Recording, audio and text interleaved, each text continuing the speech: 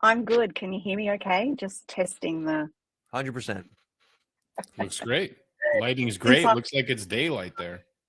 down under. Well, yeah, it's only 11:30 in the morning, so yes, it is daylight. So since you're in Friday already and we're still on Thursday, I mean, just tell us the future. We can really make a lot of money with this. Yeah, I some know. lottery Would you numbers like the would be lotto helpful. numbers from last night? I'll give you the Oh. lotto numbers. All right, so we got a couple of stories to hit. I'm recording already, Michelle. So I'll do the quick intro. Okay, great. We'll jump into the stories. There's one in particular which I know you guys know about. We're going to be, I think, digging into that one. But so welcome everyone to the now Web3x3, which is the formerly weekly Web3 digest. I am joined by my two good-looking co-hosts. We've got Michelle Peterson-Clark, the content marketing queen. Hi. That's your cue to say hello. Oh, we got Oh. phone internet. We got a little frozen here. And we've got, of course, Mike Neubauer, your ops guy. How's it going? And I'm Mark Angelos. Is it? My internet was lagging a bit, so I'm not sure where it is. Yeah, so that's okay. We'll blast on through. Hopefully this works. So for those who aren't aware, this is our first time doing a multi-continent. Is it a bit dodgy? Yeah, a little bit, but it's Okay. working. If you need to drop out and drop in again, that's fine too. So I'm going to jump into the first story. Oh, not really. No, well, you But know, I'm honestly, in a different hemisphere, that's for sure. Different hemisphere this time. it's actually, if you think about it, it's fascinating that we're even doing this. So I'm okay with a little bit of dodgy.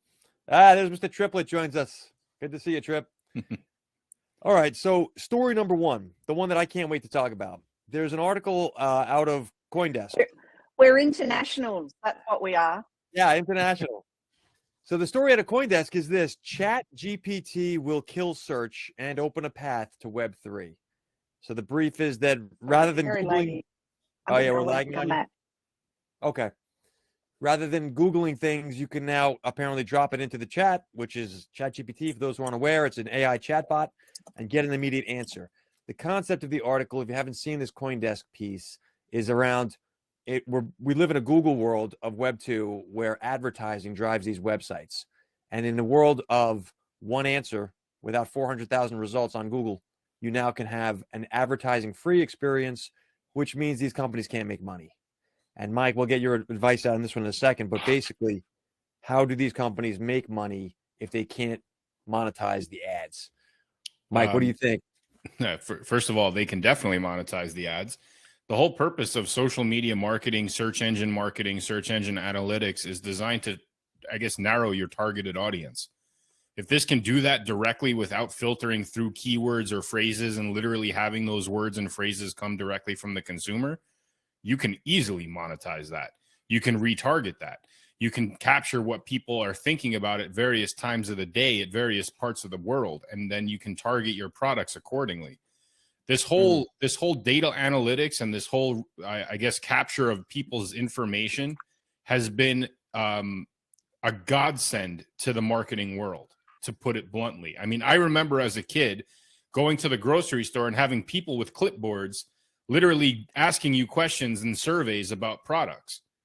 That doesn't exist anymore. But that was the way you used to be able to get that information from your customers, and then narrow down those search fields to create that targeted audience so that your marketing dollars are a little bit more focused on the return on investment. Michelle, comments?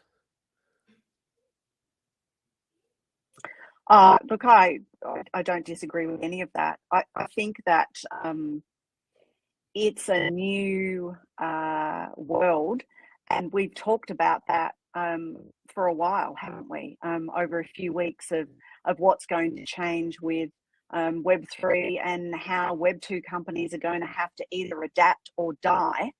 And I think it's the same for businesses. I mean, I can't see that there is a bigger case than right now than there ever has been for you collecting information on your customers directly yourself, first party data.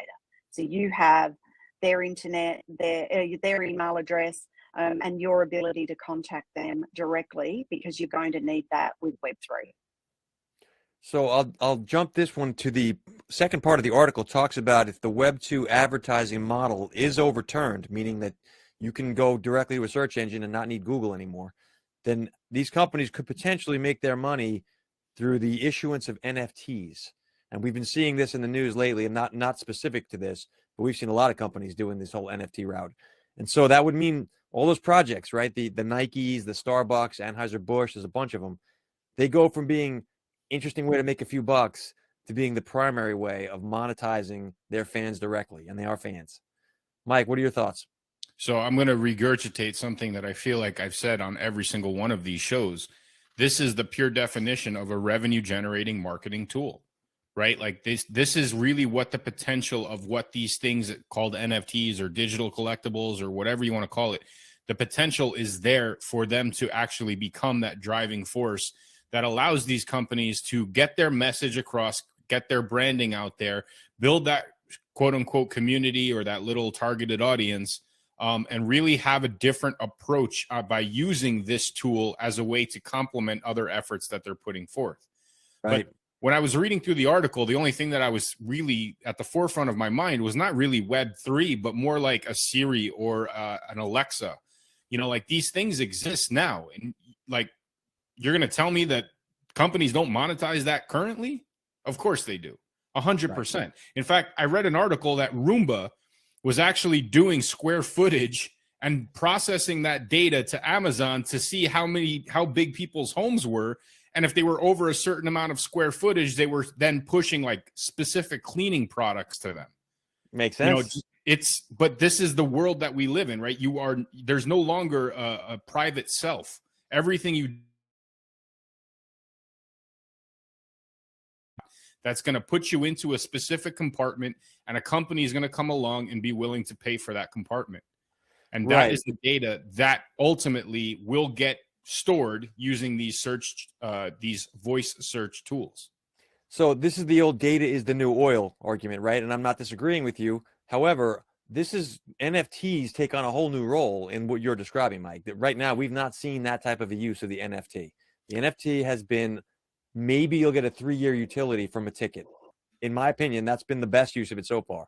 But this is talking about predicating the entire concept of all your money as a company comes through to you through the issuance of the NFT now. Right? So that is a glorified reward system, right? That it's nothing new. It's all things that we're accustomed to that's easily adoptable to the user. And we're seeing technologies come out now, and we'll get to that, but crypto might not even be part of the equations to have an NFT. Right. So I would be remiss if I didn't acknowledge in the chat, Mr. Triplet, who I can't stand at the moment, wants us to comment on Donald Trump's NFT. We are not. Why not is my response. I will say this, though. This is back to the old, what is the utility of it? I mean, it could be Donald Trump. It could be Starbucks. I think the concept, it's not even about the politics. Whether you're a Trump fan or not, why would people want to buy the thing, right? Whatever the thing is.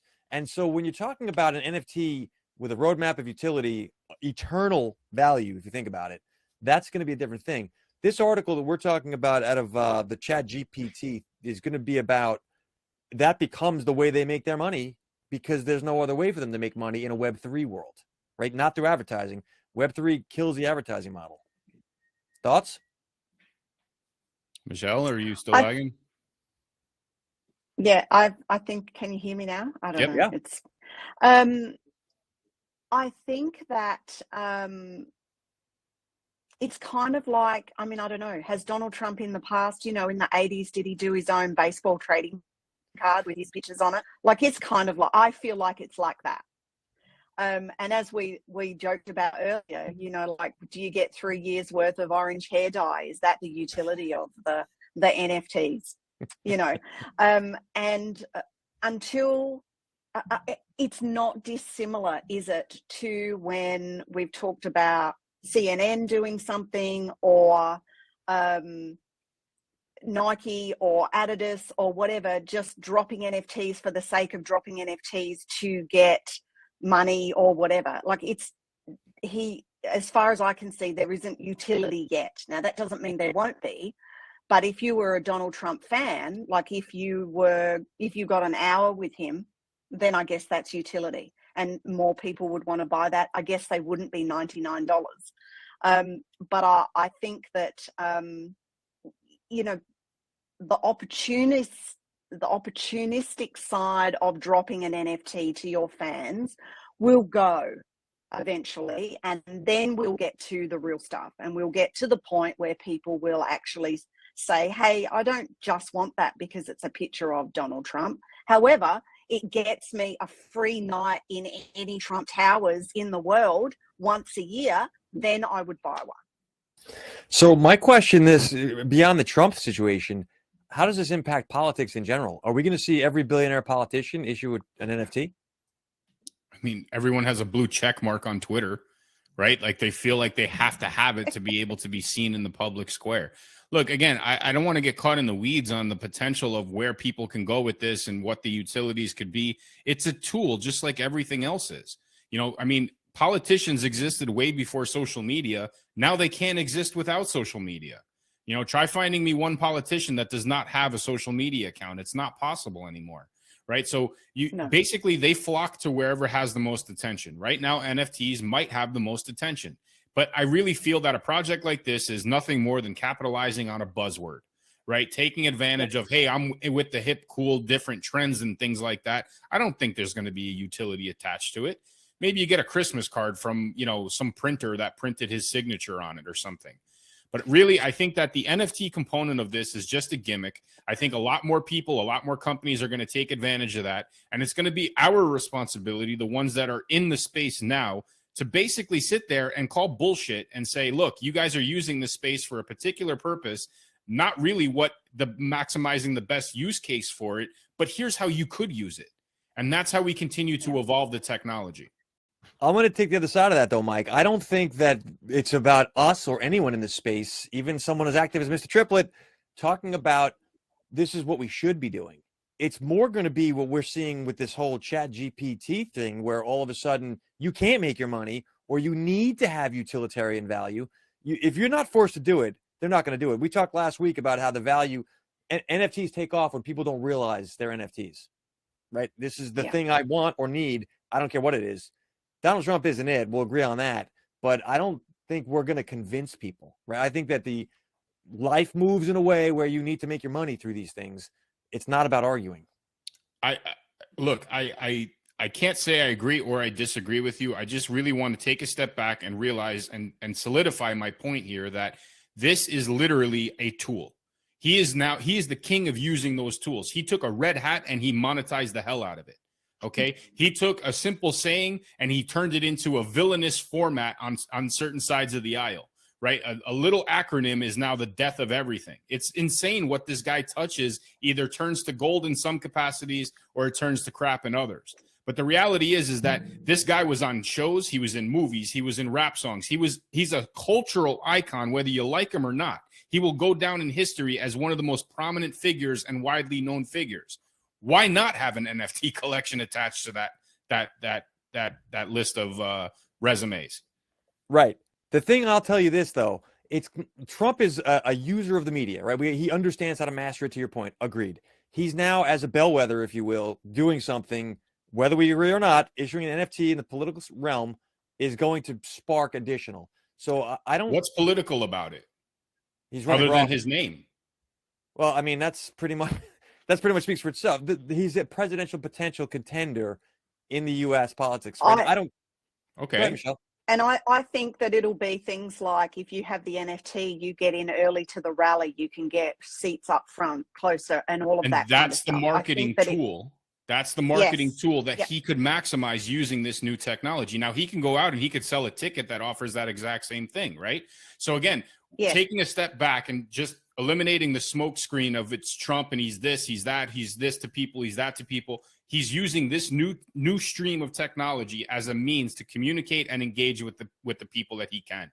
And frankly, it's genius, right? It's just another collection that will come and it'll go. He's going to have a superhero collection of himself, a narcissistic element of himself on the blockchain forever that people will live up to and they will eat up forever.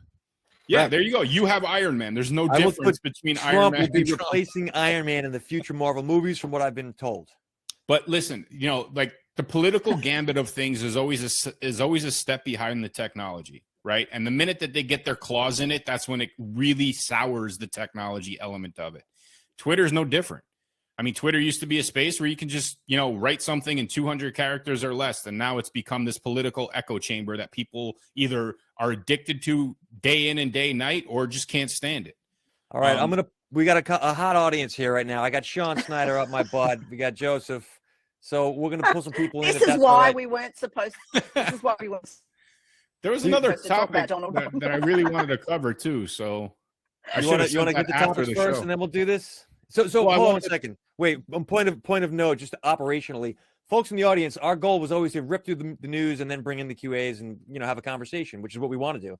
But this ends up being hot because it's the Trump situation. Mike, get your comments in around whatever else we'll talk about. Folks, if you could be patient, we appreciate it. I promise you, everyone gets stage time. Look, we sent out a couple, and we can plow through these if you want, but I mean, like the whole integration of PayPal and MetaMask and the Ethereum blockchain and having the ability to integrate these payment portals. Hold on, let me just update the folks who don't know. We're going to come back to the Trump in a second. There's a story for folks who aren't aware in Fortune. You can check it out. PayPal is launching an integration with MetaMask for Ethereum, right? So users of MetaMask can buy cryptocurrency Ether through PayPal. And last week, their competitor Stripe, who has deals with Apple and Walmart, did the same sort of thing. So my point is, go ahead, Mike, take it from there. I was going to say, I mean, look, this is the re-centralization of this process, right? But this is what it's going to take to onboard people into the space. Imagine a world where you can go to Walmart and pay with Ether. I mean, that's coming, right? Yeah. I mean, it's definitely coming. And I think that, there's companies like Winter. Winter is a fully functional credit card based NFT or crypto purchasing solution. A lot of projects integrate that into their projects. I mean, we have it in our projects. It's a great tool. It's really interesting to see how they use their custodial wallets as the collateral piece for holding on to those NFTs. But it's really interesting to see how fast that whole system has evolved from less than a year ago.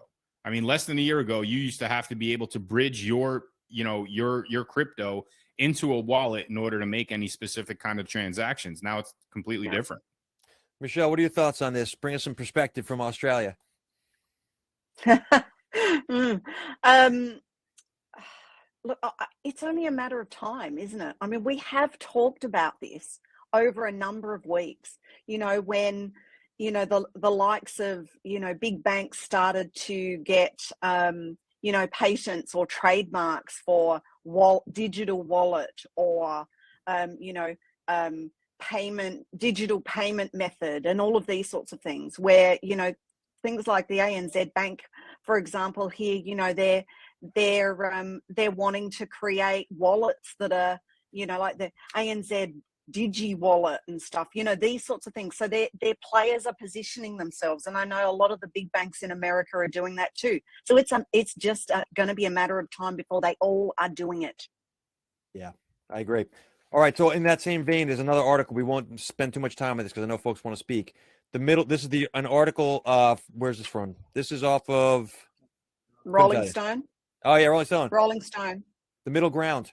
So using centralization principles in Web3. So this is basically, we need a healthy middle ground between centralization and Web3 that works for the masses. That's a summation of a quote. So yeah, Mike, this is your point earlier. Michelle, is what you're saying. The re-centralization or the centralization of Web3, I think we're seeing it. What do you guys think? I think we are seeing it, and we agree to an extent it's needed.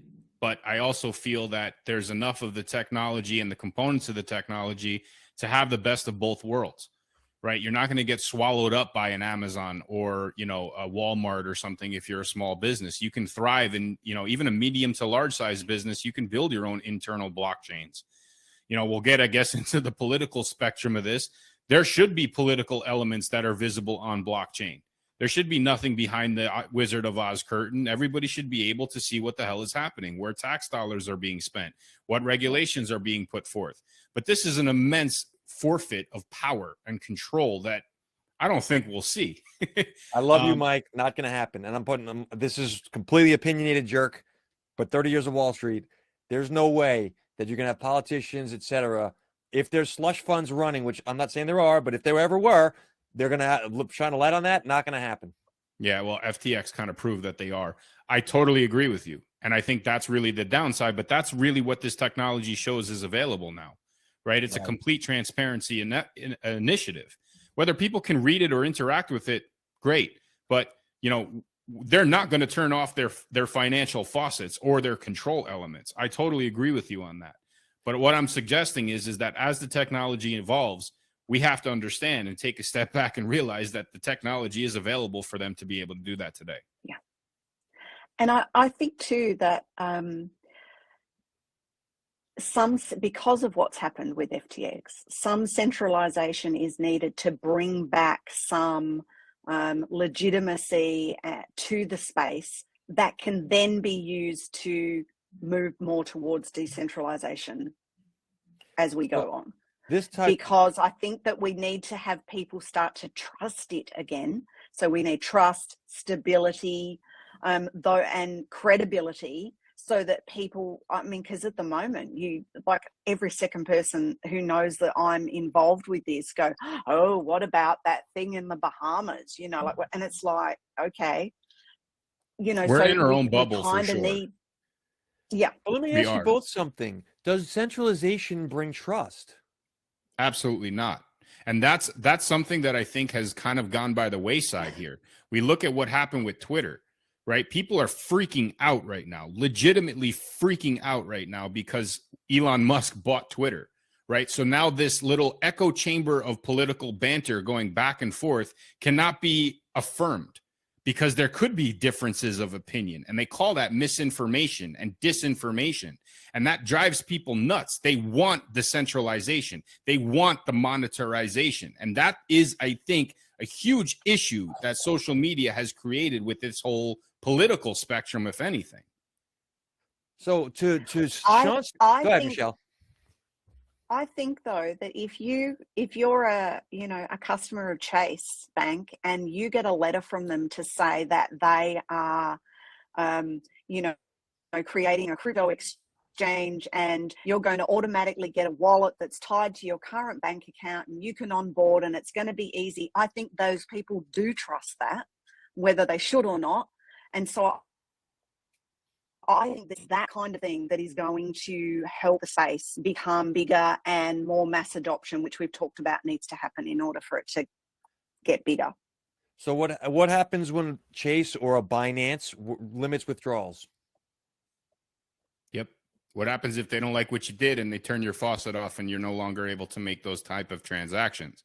This is the fear, I guess, of these types of companies coming into the space and having that kind of control. Right. Because, again, you know, as it is nothing more than a sequential series of financial transactions. That's all the blockchain is. Right. Whoever has control of the keys of that has the ability to shut that off whenever they please for whatever reason that is. And that, my friend, is politics. I agree with you.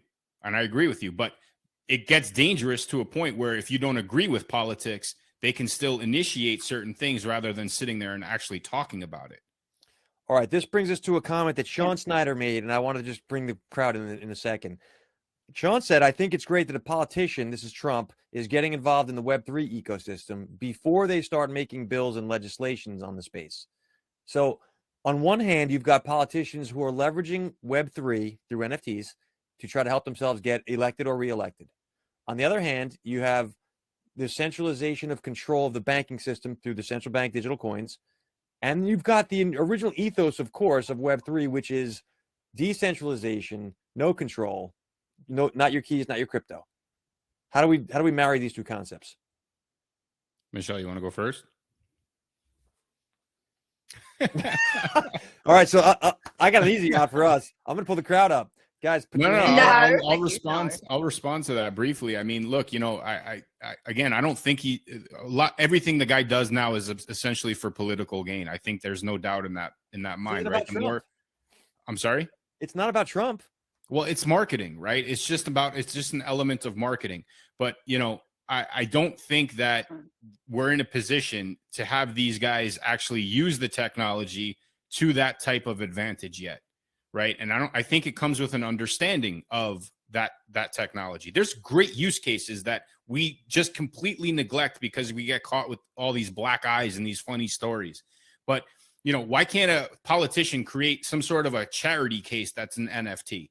And if you get it, you get X amount when you go to their city, right? Like you're helping the cause of them improving life within their city by using the technology for something that's good. These are all real things that could happen now, right? Now, on the flip side, the whole regulation side of it, that's going to come down the road when either more people have their money taken out of their pockets, or the wrong people in Washington or whatever capital is controlling finances around the world really get the short end of this whole stick. Then you're going to see massive change happen in a heartbeat. Right. Michelle? He'll be the first. He won't be the last to do the NFTs as a way of fundraising, raising money, doing whatever. I just liken this to when they all started their own Facebook pages. Yeah. You know, like, why did they do that? They did that because they wanted to reach a bigger audience. They did that because people were joining Facebook in droves. It was hip to have a Facebook page. It ultimately turned into fundraising and all of that kind of stuff. I see this as no different. It was an advertising medium that allowed him to get his name, his likeness, and his message out to mass amounts of people without relying on mainstream media, without paying for necessarily crazy ads until obviously that changed on Facebook. But these are all different use cases of technology that even a business, forget about politics, a business should be recognizing that this is now at their fingertips. And if they get in on this now and they onboard their core group of customers or clients now, the future has tremendous potential for them. While I agree with you, Mike, the story in the press is quite different. This FTX thing has changed people's opinions on crypto and any crypto-related assets. And on the Trump point, forget about Trump. Like, just take the politician out of it. There is a movement for politicians to want to use this, to Michelle's point, for fundraising, for popularity, reach a larger audience. And there's also a movement to control. So this centralization that people want for safety, in my opinion, is misplaced trust. It is. That's where I agree with you. I don't know where you say we disagree. I completely agree that it's what's the phrase I'm looking for? It's a false flag. Yep. That's what it is, right? They're raising a false flag. They're saying we're with this technology. All you got to do is give us X amount more and we give you this.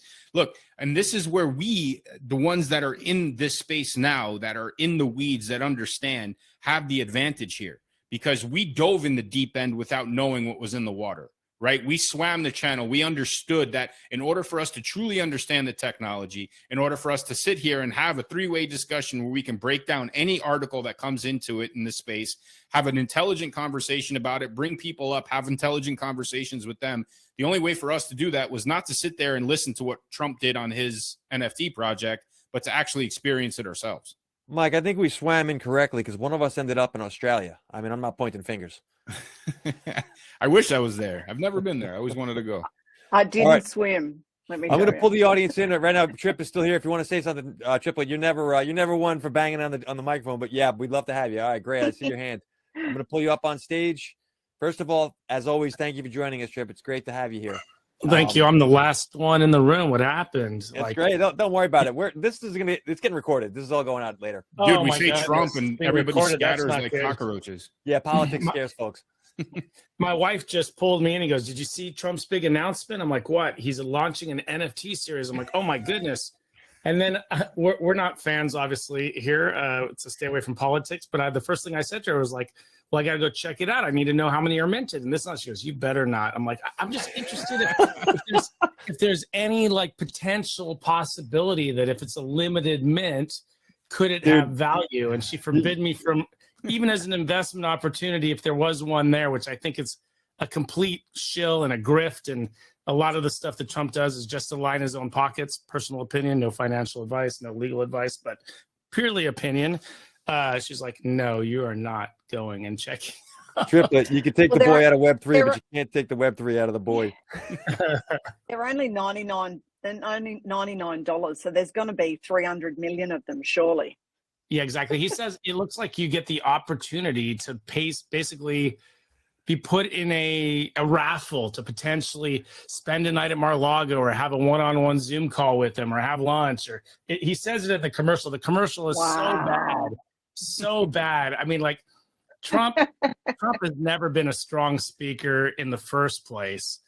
It looks just so desperate. You got to go look at the commercial. It's quite. I think it's fascinating though that the politicians are in it already, whether you agree or not, and that they're trying to regulate it at the same time. Yeah, it's funny that. Interestingly, like right now, in the middle of, 2 days ago, Sam was supposed to have been arrested in the Bahamas. America wants to extradite him, like all this stuff going on. And you're going, hey, I'm going to launch an NFT collection. Like it's. Timing's everything, apparently. Yeah, so a quick point on that one. Too. I don't want to get too into the weeds on the FTX thing, but the United States was able to locate a guy in a cave system years later in another country. And they're making a big to-do about this dude's former coworker had flipped on him, and they were finally able to find him in the Bahamas. He's in the Bahamas. So I wonder how much this prosecution is a serious case against him. I know that there's civil charges. None of this is, to me, and in my experience, none of this will stick. But I could be wrong, right? This is purely my opinion. This is not any type of advice. Ben, my opinion is that he shook the right hands, he kissed the right babies, and when the dust settles, he'll be a scapegoat with a slap on the wrist.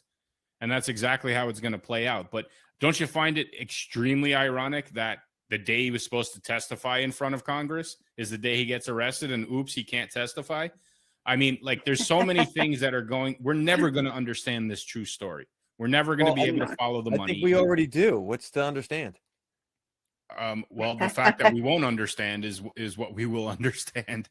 There's too many key people in play that don't want their name surfaced here. And there's going to be a massive amounts of efforts to keep that under the rug. And so be it. Look, as long as, again, we realize that this does not define the potential that this technology brings to business, politics, we'll throw that in there for this part of the conversation. There's a tremendous advantage that this technology has, and it's such at an early stage. If we can avoid the black eyes and the bad players and just focus on the fact that there isn't a straight line that we need to focus on and be a part of, and keep building and keep doing things in the right way, it will eventually weed itself out. And then we're going to see some bigger opportunities that the technology offers. So, Mike, we've gone back and forth on this one. The movement gets co-opted, in my opinion, by call it the banking industry. Call it this is not theory. They're already doing it. This whole FTX thing has been angled as the failure of crypto, whether you agree or not. The perception in the public right now is reality. Crypto's a scam. So yeah, well, the perception of the society right now is a reflection of whatever's regurgitated on the media. Right. And I think that we can easily argue that whatever's put forth in front of people's faces all of a sudden becomes gospel truth and regurgitated like they know what they're talking about.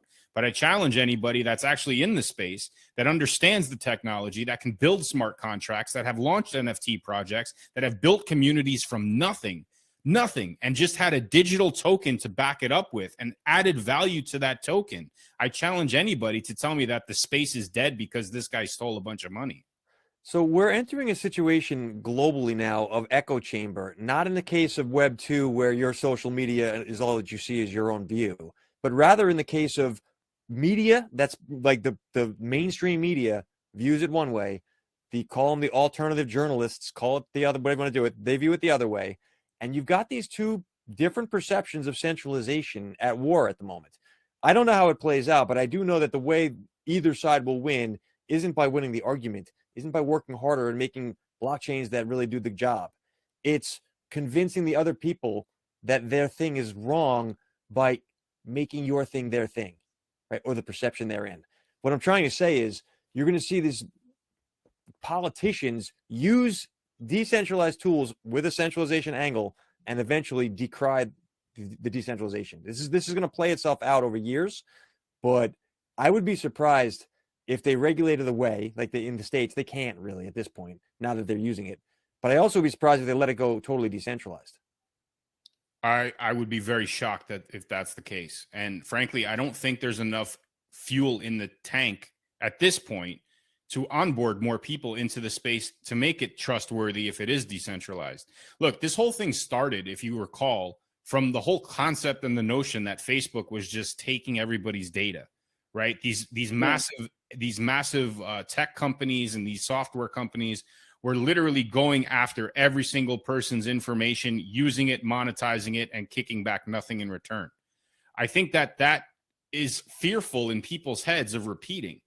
But again, like, you could put on a nice shiny mask and say, hey, I endorse this decentralized system, vote for me or buy my products. And then once you onboard yourself into that avenue, you trust that guy, that politician, that woman, or you trust that business with your money. They rip the mask off and they're like, oops, sorry, it looks like we need to maintain more control in order to ensure that there's right information that's being regurgitated to your face. I think the problem with all of this stems from communication. If you have the ability to talk about it, you can have differences of opinions. That's expected.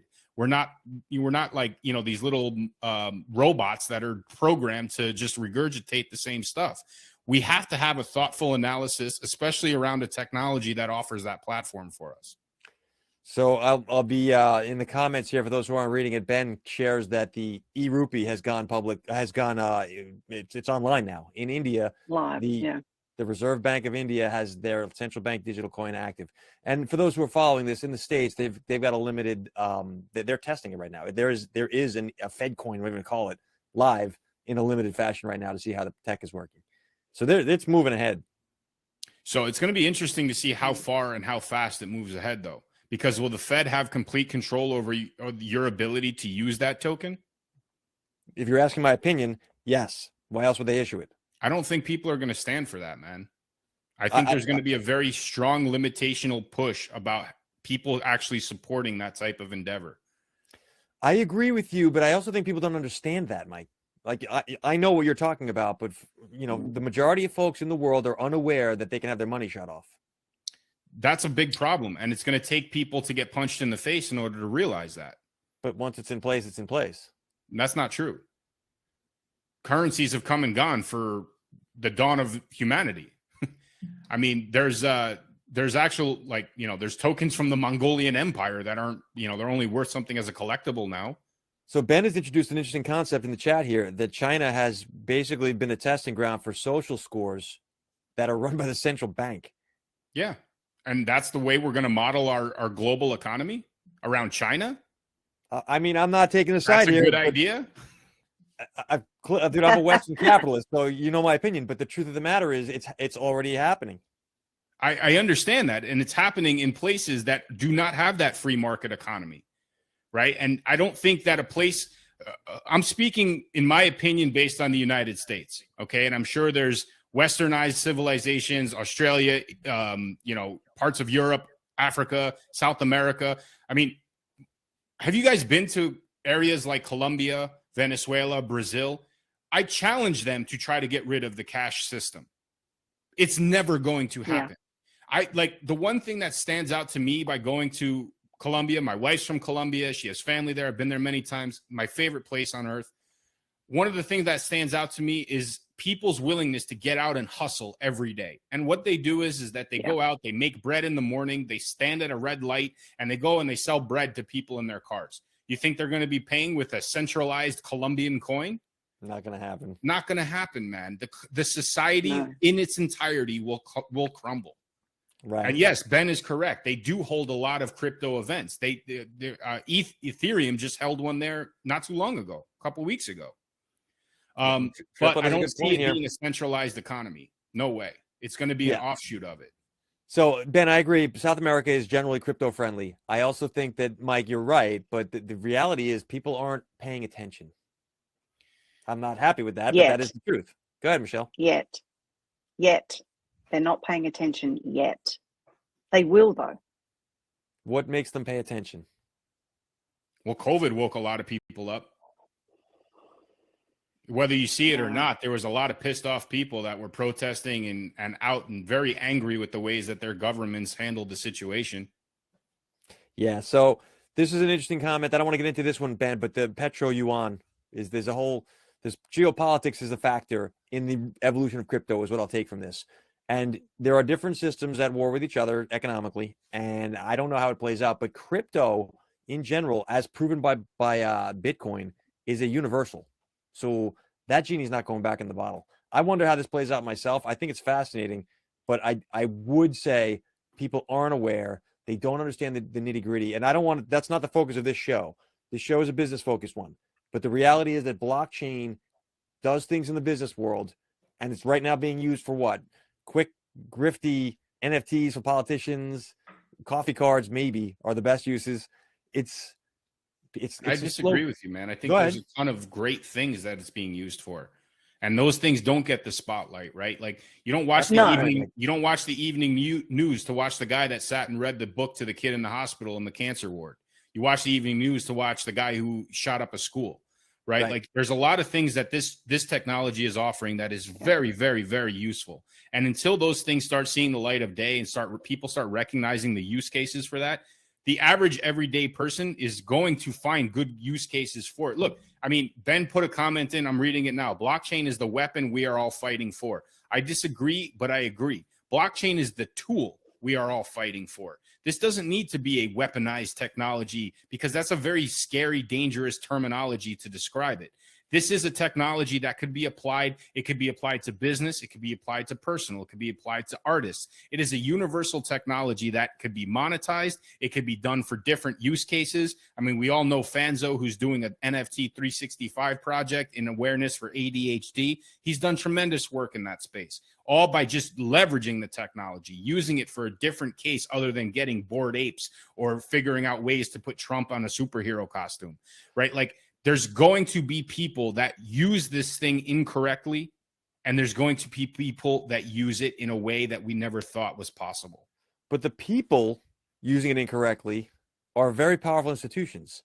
Do we disagree? Like, I agree with you on the blockchain it's the salvation of humanity in some regards, right? It could potentially deliver us a lot of solutions to problems that are big. However, you can't deny it represents an existential threat to governments and central banks. 100%. And listen, they are, for the most part, they are a smaller voice on a very loud soapbox, right? And they still have those platforms, the power, the money, and the authority to flex those types of muscles. But I think if the history of the United States has taught us anything, is that the power lies within the people, just like it does in blockchain technology. Right. This is here to stay. It's not going anywhere. I think we've you said the genie's out of the bottle. The genie's out of the bottle on this one for sure. And I think that, like, as this continues to evolve, there will be different, perimeters in place, what we'll call regulations, that people will need to abide by, which is fine, just to make sure that there's more trust in the system.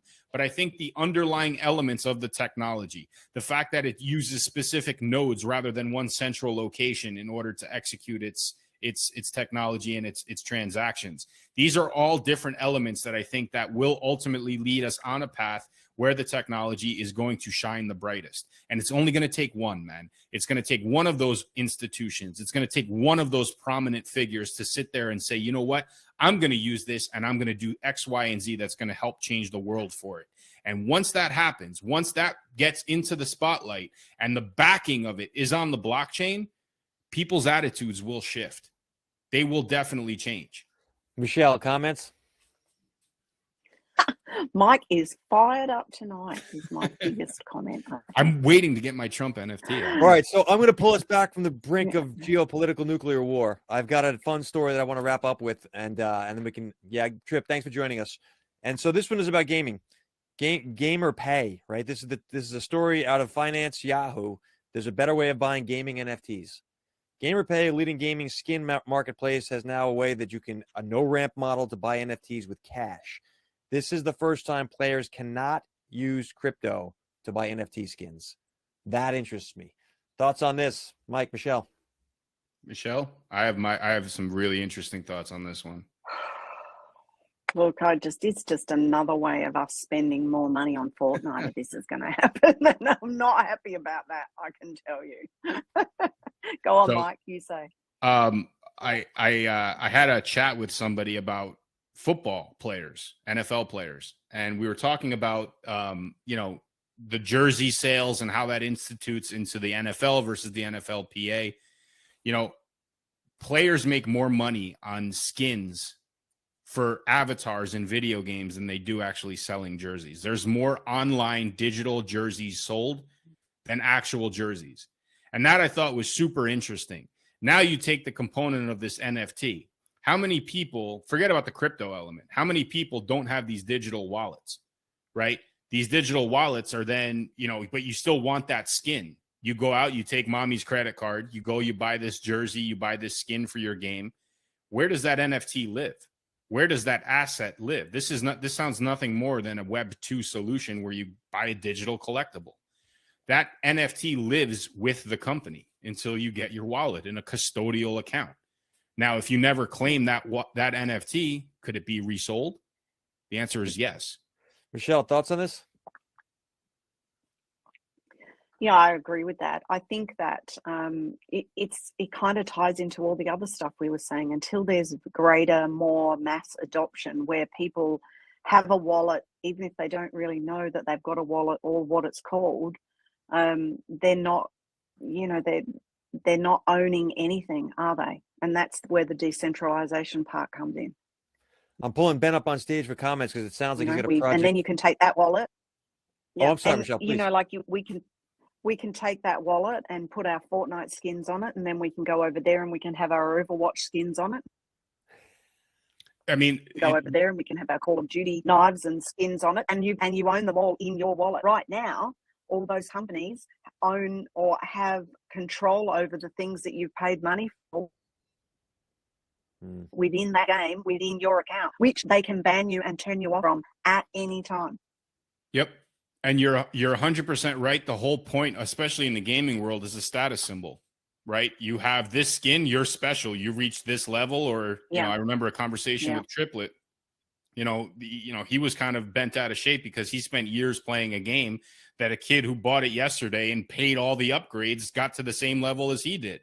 And you know, true gamers, they appreciate the process, the journey, the experience element of it, the play to earn rather than pay to earn. Yeah. Our 14-year-old was saying, you know, the new, I think it is an Overwatch, the new thing, you can just buy it all now, Mum. And like all those hours I put in to earn this, and like the sense of accomplishment that came with that.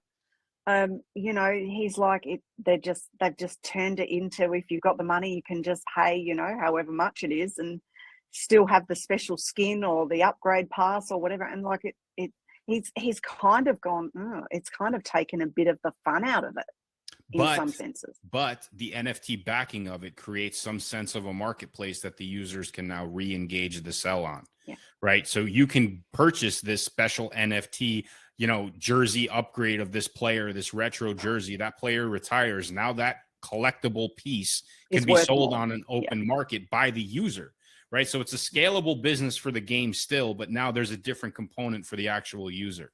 It's very interesting. Yeah. I've pulled Ben up on stage to join us, folks, because it sounds like he's got a project somewhat similar to what you're running there, Mike. So Ben, feel free to jump in the conversation here. We're talking about gaming.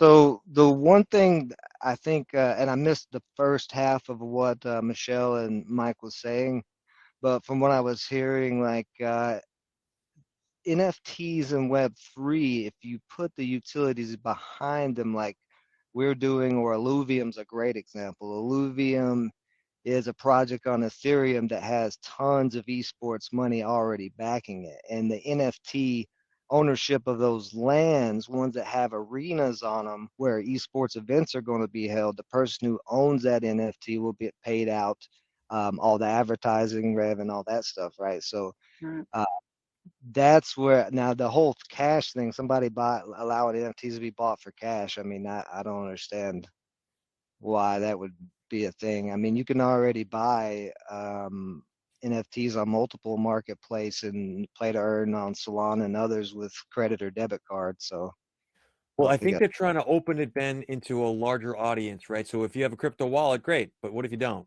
And that they want to open that on ramp. But that asset is still owned by the owner, by the purchaser, right? Like, you know, the asset itself might be held within the company, but it's a different construct. That, like, if I start playing Madden now and I want to buy a jersey, then I give my credit card, I get this digital version of the jersey, but it lives in my game. I can't get rid of it.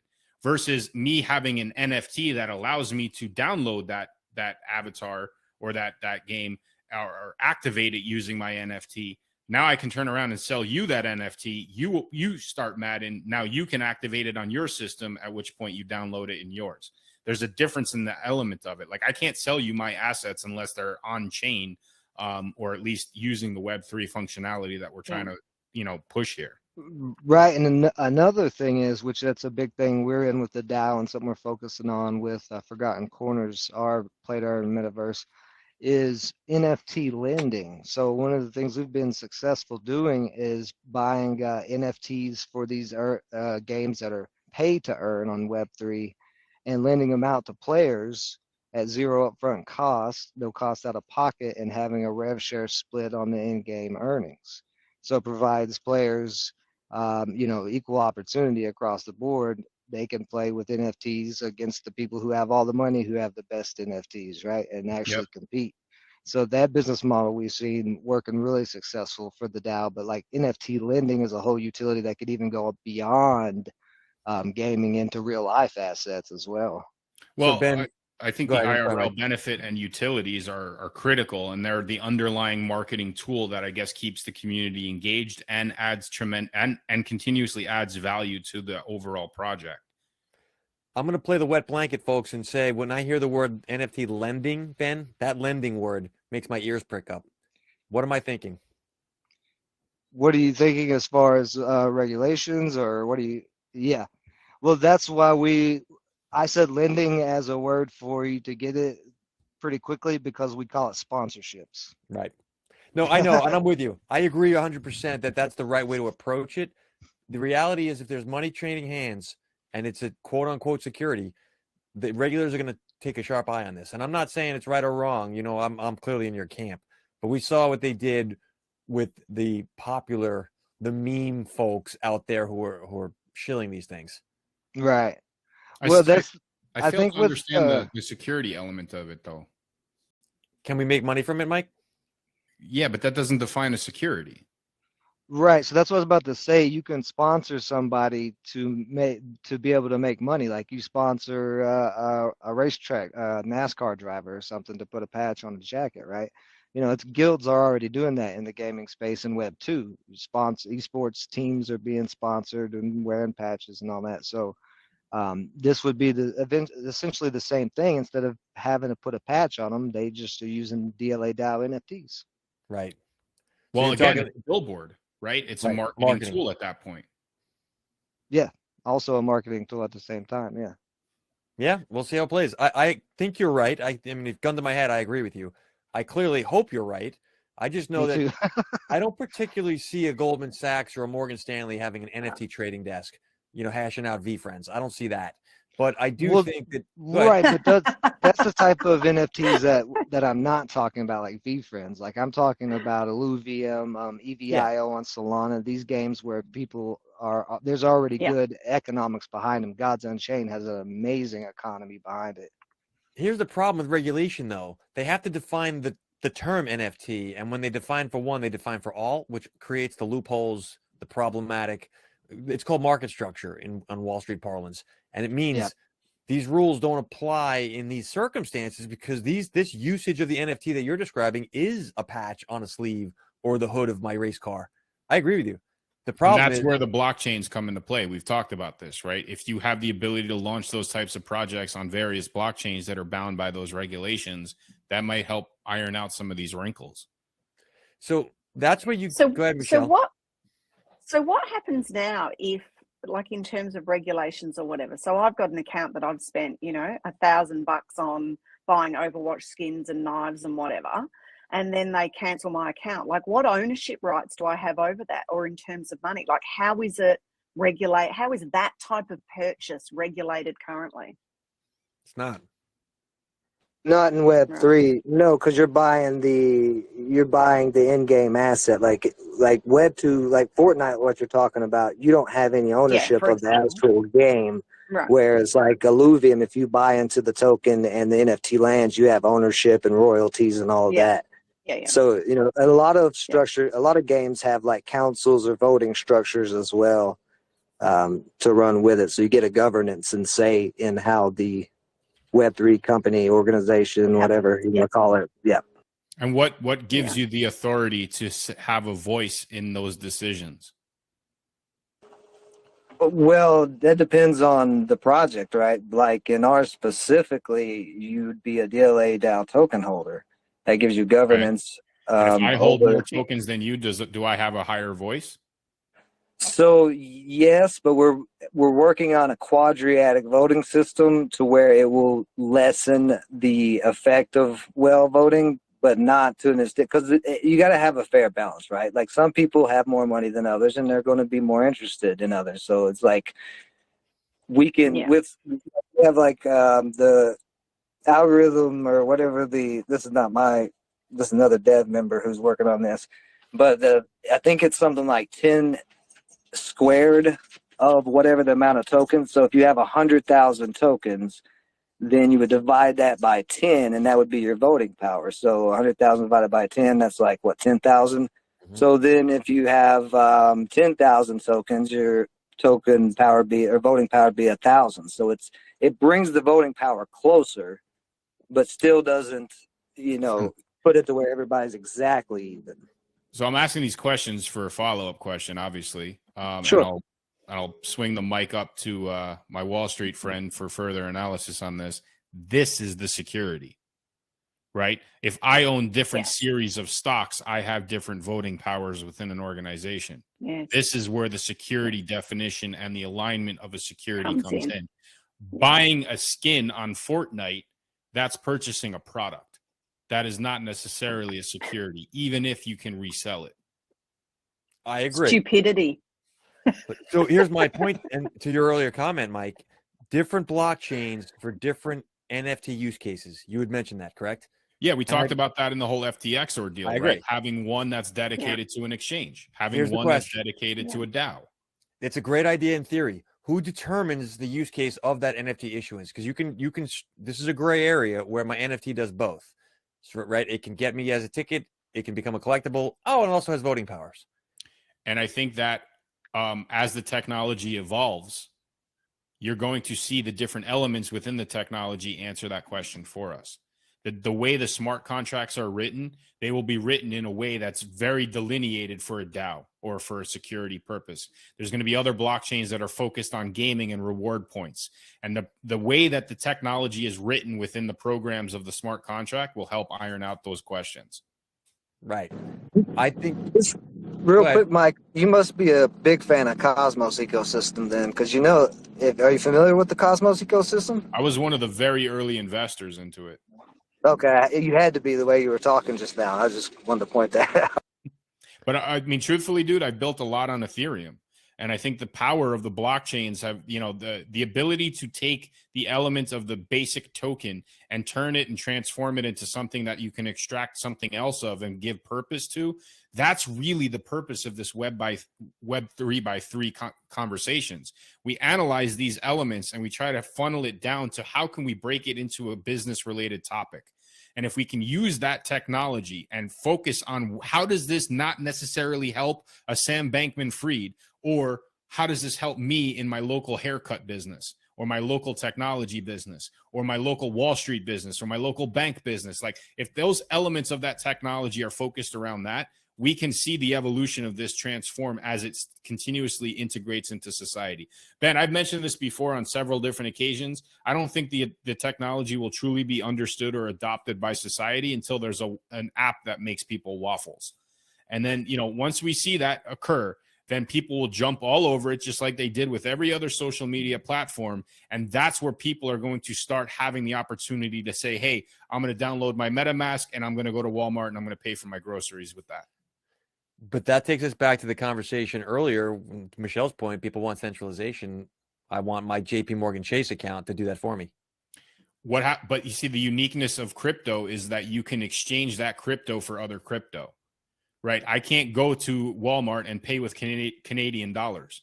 Like that's just not possible. But there is a conversion factor within the ecosystem of digital wallets that allow me to transfer Bitcoin into Ethereum and then pay for it if they only take Ethereum.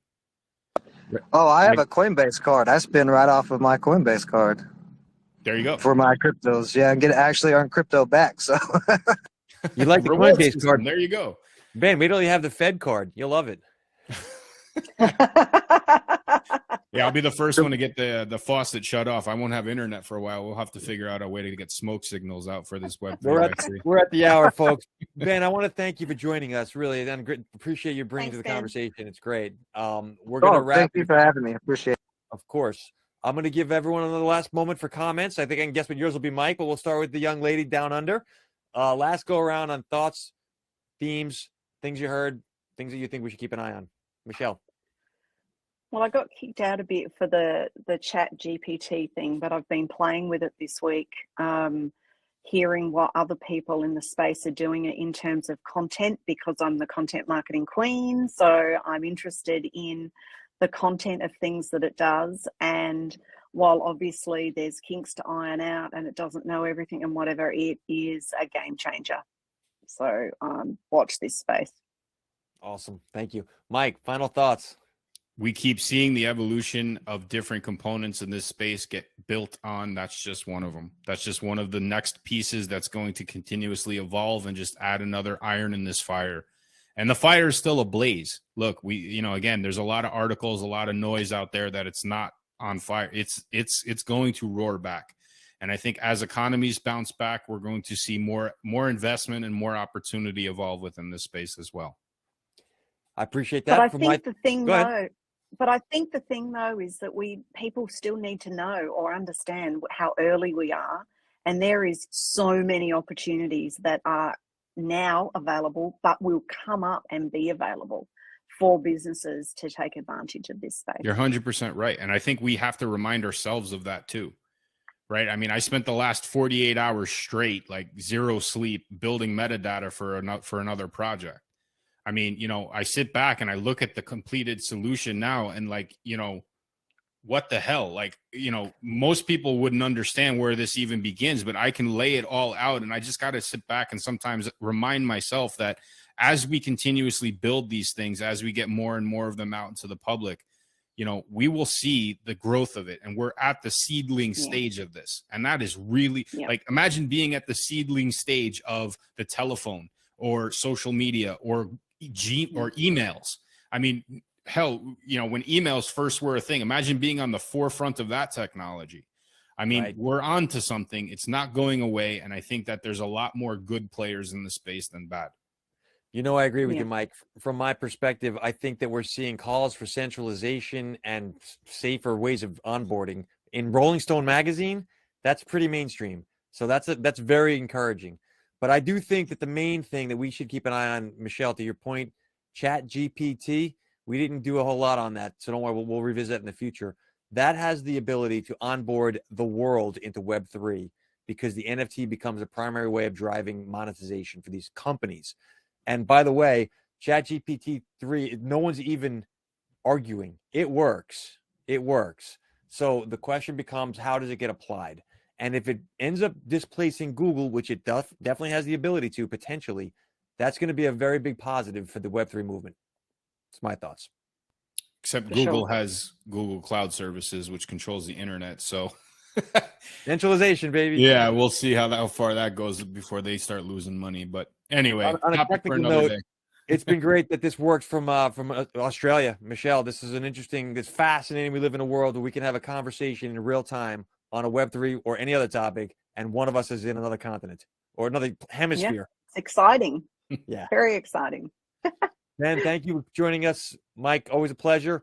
We'll be back next week. And for the folks who care, we're going to be doing this live on Twitter Spaces. I believe we can try this for next week in the new year. New year. Yeah, let's put it that way. New year. All right. All the best, everyone. See you later. Cheers. Bye. Bye. Bye.